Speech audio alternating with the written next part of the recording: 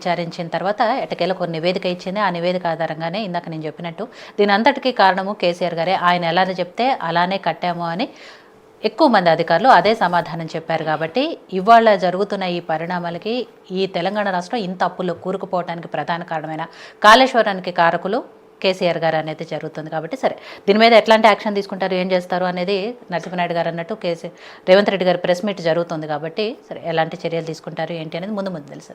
But నివేదిక ఆధారంగా BRS పార్టీలో ఎలాంటి చర్చ జరుగుతుంది, నిజంగా కేసీఆర్ గారే ప్రధాన కారణమా, ఏమనుకుంటున్నారు? అందరికీ నమస్కారం అండి. కొంచెం అంటే నరసింహనాయుడు సార్ కొంచెం హేతుబద్ధంగా మాట్లాడతాడు అని చెప్పేసి ఆశించి మీరు ప్రభాకర్ రెడ్డి గారితో మాట్లాడించిన తర్వాత నాకు వెంటనే మాట్లాడిస్తారేమోనని చెప్పేసి మనసులో అనుకున్న తర్వాత మీకు రిక్వెస్ట్ చేద్దాం అనుకున్నా, నరసింహనాయుడు సార్తో మాట్లాడించిన తర్వాత నాతో మాట్లాడించండి అని అందాం అనుకున్నా. ఇంతలో మీరే అటు ఇచ్చారు, చాలా చాలా సంతోషం, మీకు కూడా ధన్యవాదాలు.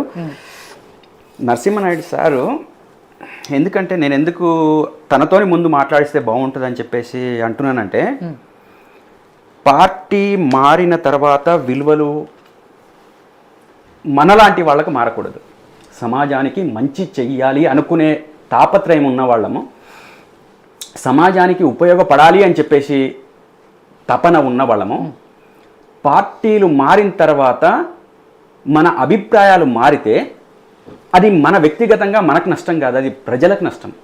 దట్టు కొన్ని సంవత్సరాలుగా పోరాటం చేసి తెలంగాణని సాధించుకున్న మనం తెలంగాణ ప్రజలకు నష్టం చేసిన వాళ్ళం అవుతాం.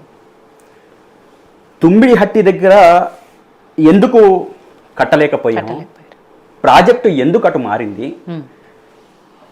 మార్చాల్సిన పరిస్థితికి ఎందుకు నెట్టివేయబడ్డది, మనం ఒక పెద్ద ప్రాజెక్టు ఒక లిఫ్ట్ ఇరిగేషన్ కడితే తప్ప మన తెలంగాణ రాష్ట్రానికి మన భౌగోళిక స్వరూపం కారణంగా లిఫ్ట్ తప్ప వేరే మార్గం లేదని చెప్పేసి ఒక నిర్ణయానికి వచ్చిన తర్వాత మనం దానికోసం చేయాల్సిన ప్రయత్నాలు ఏమున్నాయని చెప్పేసి అనుకునే సందర్భంలో మనం ఏమేం తెలుసుకోవాలి, ఏమేం మాట్లాడాలి, ఆనాటి కేసీఆర్ గారి ఆలోచన ఏ విధంగా సరి అయింది కాదు అని చెప్పేసి మాట్లాడే సందర్భంలో నరసింహనాయుడు గారు కొంత పాజిటివ్గా మాట్లాడతారేమో అని అనుకున్నా. ఎందుకంటే ఆనాటి మన కష్టాలు మనకు తెలుసు కాబట్టి, ఆనాటికి తను బీఆర్ఎస్ పార్టీలో ఉన్నాడు కాబట్టి, ఉండి మన నీటి కష్టాలు తనకు బాగా తెలుసు కాబట్టి, స్వతహాగా తను రైతు కాబట్టి కొంత విషయాలు తెలిసి మాట్లాడతారని చెప్పేసి నేను ఆశించిన.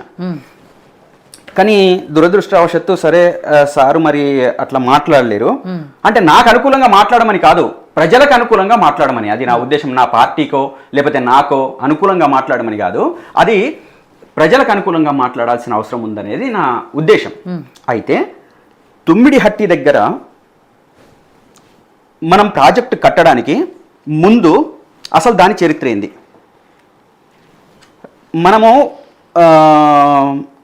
తుమ్మిడిహట్టికి ముందు 2007 నుంచి 2014 వరకు మహారాష్ట్రలో కాంగ్రెస్ ప్రభుత్వం ఉంది. ఏపీలో కూడా మనం అక్కడ కలిసి ఉన్నాం కాబట్టి ఏపీలో కూడా కాంగ్రెస్ ప్రభుత్వం ఉంది. ఆనాడు తుమ్మిడిహట్టి దగ్గర ప్రాజెక్టు కట్టడానికి మనకు పర్మిషన్ ఇవ్వలేదు, ఇవ్వము అని చెప్పారు. అటు కాంగ్రెస్ పార్టీ ఉంది అక్కడ మహారాష్ట్రలో, ఇక్కడ మనకు కాంగ్రెస్ పార్టీ ఉంది. కాంగ్రెస్ పార్టీ ఇస్తే మనం వాళ్ళ ముందు ఆనాడు ఆ తుమ్మిడిహట్టి దగ్గర కట్టడానికి పర్మిషన్ ఇవ్వమని చెప్పేసి అడిగితే వాళ్ళు ఇవ్వలేదు. ఇగో దానికి సంబంధించిన లెటర్లు, అదేవిధంగా పూర్తి వివరాలు, దీనికి సంబంధించిన విషయాలు ఉన్నాయి దీంట్లో. అయితే ఆనాడు కాంగ్రెస్ ప్రభుత్వం చేసిన ప్రయత్నము విఫలమైంది. తుమ్మిడిహట్టి దగ్గర ఎట్టి పరిస్థితుల్లో ఇచ్చే ప్రసక్తి లేదనేదే వచ్చింది. ఒకవేళ ఇచ్చేదే ఉంటే మీ రెండు ప్రభుత్వాలు ఎందుకు చేయలేదనేది ప్రధాన ప్రశ్న. ఆనాడు కాంగ్రెస్ ప్రభుత్వమే కదా అక్కడ ఉన్నది, ఇక్కడ ఉన్నది, కాబట్టి ఎందుకు చేయలేదనేది ప్రశ్న.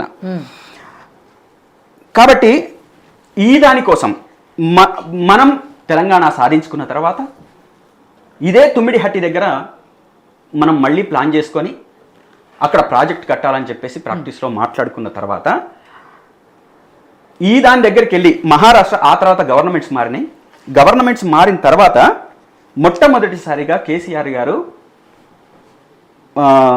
హరీష్ రావు గారిని మహారాష్ట్రకు పంపించారు. తుమ్మిడిహట్టి దగ్గర మనం ప్లాన్ చేసుకుందాం, అక్కడ మనం ప్రాజెక్ట్ కడదాము, మీరు మాట్లాడిరండి అని చెప్పేసానంటే సరే అని చెప్పేసి హరీష్ రావు గారు వెళ్ళారు.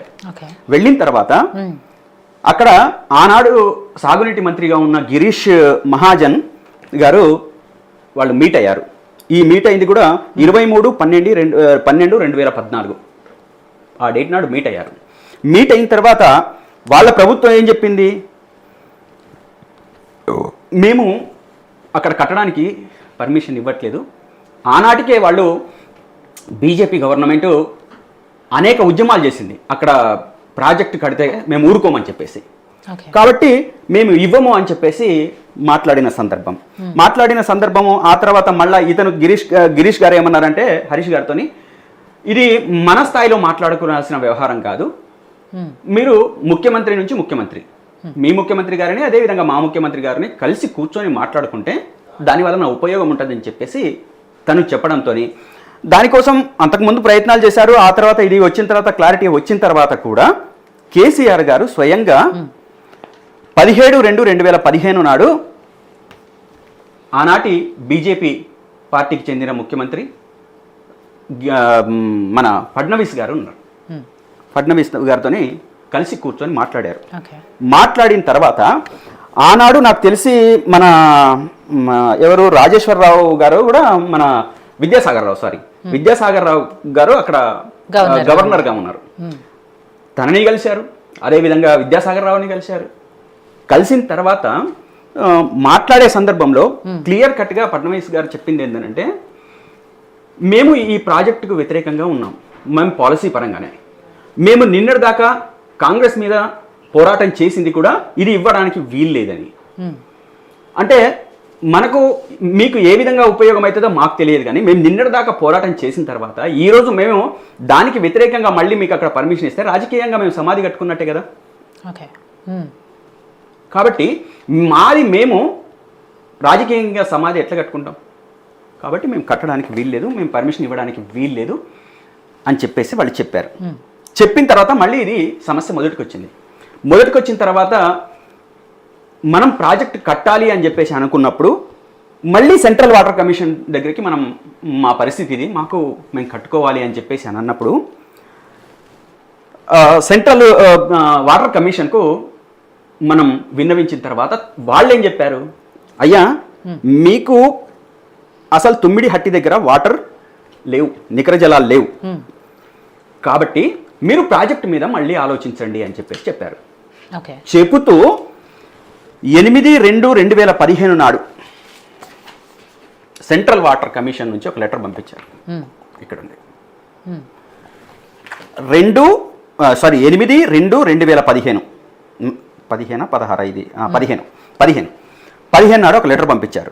ఈ దాంట్లో మొత్తం సారాంశం ఏంటంటే, హైడ్రాలజీ విభాగం చెప్పిన లెక్కల ప్రకారం ప్రతిపాదిత ప్రాజెక్టు అవసరాలకు తగిన నికర జలాలు లేవని, కాబట్టి ప్రాజెక్టుపై పునరాలోచన చేయాలని సెంట్రల్ వాటర్ కమిషన్ మన గవర్నమెంట్కు సూచించిన తర్వాత మనం దాని గురించి ఏం చేయాలి. ఇప్పుడు మనం మొత్తంగా అక్కడ సెంట్రల్ వాటర్ కమిషన్ మనకు ఒక క్లారిటీ ఇచ్చేసింది, అక్కడ నీటి లభ్యత లేదు, కాబట్టి మీరు అక్కడ కట్టకండి అని చెప్పేసి ఒక క్లారిటీ ఇచ్చింది. క్లారిటీ ఇచ్చిన తర్వాత మనం ఏం చేయాలి, మనకు నీళ్లు కావాలి అనుకున్నప్పుడు మనం ఏ రకంగా తెచ్చుకోవడానికి ప్రయత్నం చేయాలి అని చెప్పేసి మనం అనుకోవాలి. ఆ ప్రయత్నం చేసే దాంట్లో భాగంగానే మనం నీటి లభ్యత ఎక్కడ ఉందో కూడా సెంట్రల్ వాటర్ కమిషనే చెప్పింది, సలహా ఇచ్చింది. మీకు అక్కడ కాదు, మీరు మేడిగడ్డ దగ్గర నీటి లభ్యత ఉంది, సో మీరు అక్కడ ప్లాన్ చేసుకోండి అని చెప్పేసి మనకు సలహా ఇచ్చింది. సలహా ఇచ్చిన తర్వాత మళ్ళీ ఒకసారి పునరాలోచన చేసి మళ్ళీ మాట్లాడి వచ్చిన తర్వాత మేడిగడ్డ దగ్గర మనం ప్లాన్ చేసుకున్నాం. ప్లాన్ చేసుకున్న తర్వాత ప్రాజెక్ట్ నిర్మాణం అయిన తర్వాత దీనికి సంబంధించిన ఈచ్ అండ్ ఎవ్రీ పర్మిషన్ మనం అన్ని వైపుల నుంచి మనం పర్మిషన్ తీసుకున్నాం. దాదాపు 11 రకాల పర్మిషన్స్ మనం తీసుకున్నాం. ఇక అరాకొర ఇందాక నరసింహనాయుడు సార్ ఏదో అన్నట్టు ఏదో పర్మిషన్ రాలేదు ముందే ఏదో ఒక పీసీ గోస్ కమిషన్ చెప్పింది అది ఏదో అన్నాడు నాకు తెలియదు కానీ నాకు తెలిసి 11 రకాల అనుమతులు మనం తీసేసుకున్నాం. అయితే ఈ తీసుకోవడానికి కూడా ఆనాటి ఆంధ్ర ప్రభుత్వం కూడా మనకు అనేక ఆటంకాలు కల్పించింది. చంద్రబాబు నాయుడు గారి ఆధ్వర్యం